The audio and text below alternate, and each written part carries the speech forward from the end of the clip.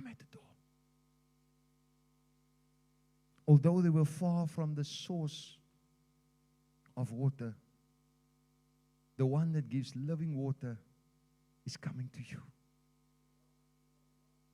Just like the father of the prodigal son, he waited every day, looking. And it wasn't a Jewish custom for fathers to run to their children, but he ran when he saw his son. The Bible says he saw him afar off, which means he knew how he walked. A lot of people may have came on the road and he said, "My that one is my son." And he ran. And this is what Jesus demonstrates. Although you're far off, although you look warm, although you're not hot or cold, if you come, I'll run. I'll run. Just open. Christ is even saying, "You've shut me out, but I will not hold it against you.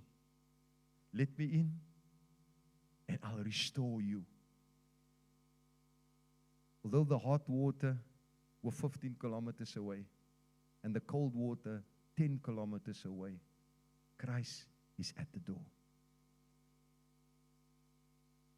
And as I said before, this verse has been used out of context for unbelievers. But this is a verse for the church of today. Because if we honest with ourselves and we see what's happening in the world, the church is in a lukewarm state.